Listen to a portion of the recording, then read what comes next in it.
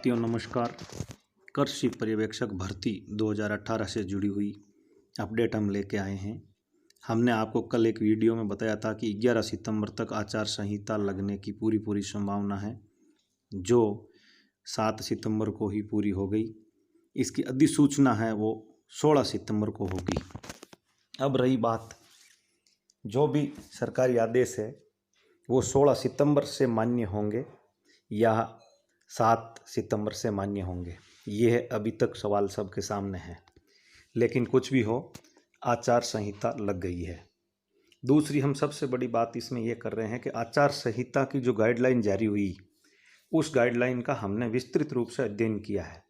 उसमें ये बात स्पष्ट रूप से लिखी हुई है कि पद स्थापन पर रोक रहेगी। ये हम आपको इस वीडियो में भी वो दिखाएंगे, और साथ ही हम जो कितने पद वैकेंट रहने की पूरी संभावना है उनकी भी हम इस वीडियो में चर्चा करेंगे। तो इस वीडियो के साथ लगातार बने रहें और देखिए, हम पूरी अपडेट आपके सामने रखेंगे और पूरी जानकारी आप तक पहुंचाने का प्रयास करेंगे।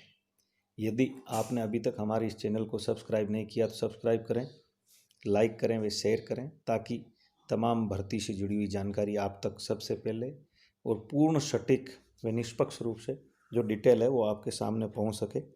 हमारा ये कहीं भी प्रयास नहीं है कि कोई भ्रामक जानकारी हम आपको पहुंचाएं जिससे आपकी परेशानी बढ़े, ऐसा हमारा कोई प्रयास नहीं है। तो हम आपको ये राज्य निर्वाचन आयोग द्वारा जारी जो ऑर्डर है उसका अंश दिखाते हैं जिसमें ये बात लिखी है। ये देखिए, आदर्श आचार संहिता चुनाव कार्यक्रम की घोषणा के साथ ही संबंधित निर्वाचन क्षेत्रों, ये संबंधित लिखा है इसमें, संबंधित निर्वाचन क्षेत्रों में आदर्श आचार संहिता के प्रावधान तुरंत प्रभाव से लागू हो गए हैं, जो चुनाव प्रक्रिया की समाप्ति तक लागू रहेंगे। आयोग द्वारा राज्य सरकार को आदर्श आचार संहिता की प्रभावी पालना की कार्रवाई के निर्देश दिए गए हैं।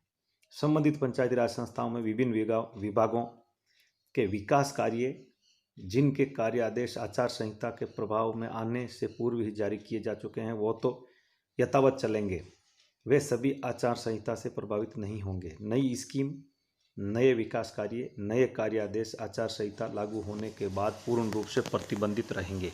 तो ये जानकारी अभी तक जारी हुई है, लेकिन इसमें अब जो मुख्य जानकारी है वो अब आपके सामने आ रही है।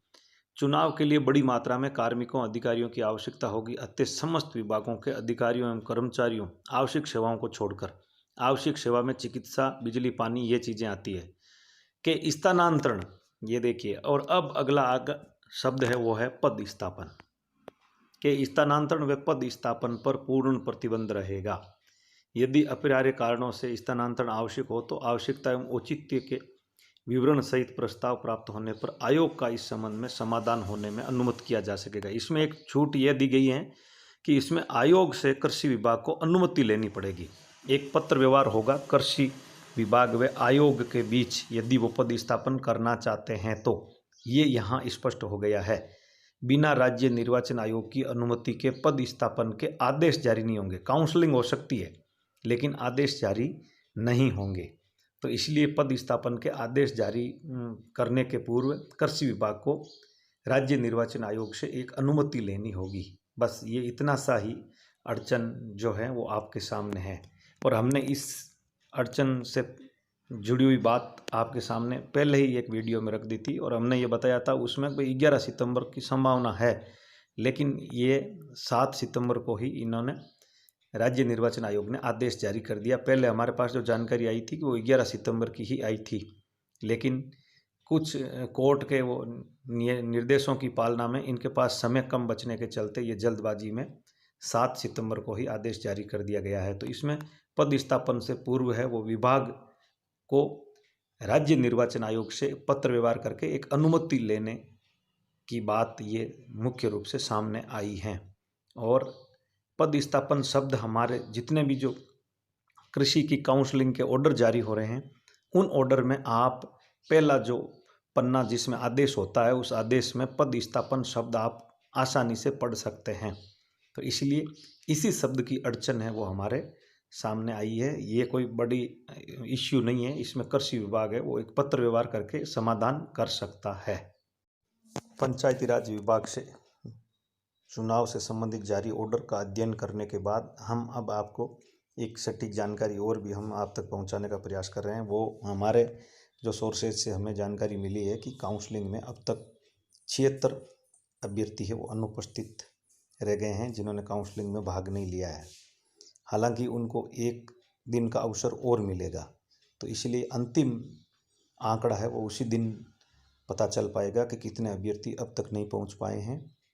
दूसरी हम आपको एक सटीक जानकारी और देते हैं कि 8 सितंबर को जिन अभ्यर्थियों को बुलाया गया उनकी संख्या 193 बताई जा रही है और उनके लिए 269 स्थान रिक्त रखने की जानकारी भी मिली है। तो ये आपके सामने स्पष्ट जो हमने तथ्य रखा है और इससे ये स्पष्ट हो गया है कि यदि आज 5 या 10 अभ्यर्थी अनुपस्थित रहते हैं तो हमारे बताए हुए वो 80 से 90 के बीच का आंकड़ा है वो सटीक पहुंच जाएगा और इतने अभ्यर्थियों की बाद में कृषि विभाग की मांग पर कर्मचारी चयन बोर्ड की ओर से वेटिंग लिस्ट भी जारी की जाएगी।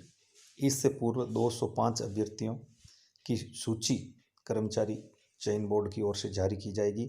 हो सकता है उसमें भी कर्मचारी चयन बोर्ड को पंचायती राज विभाग के चुनावों को मद्देनज़र रखते हुए आचार संहिता को देखते हुए राज्य निर्वाचन आयोग से अनुमति लेनी पड़े। तो यदि राज्य निर्वाचन आयोग से अनुमति लेनी पड़ेगी तो इसमें 1-2 दिन का समय लग सकता है, अन्यथा शीघ्र ही सूची जारी होने के आसार बताए जा रहे हैं।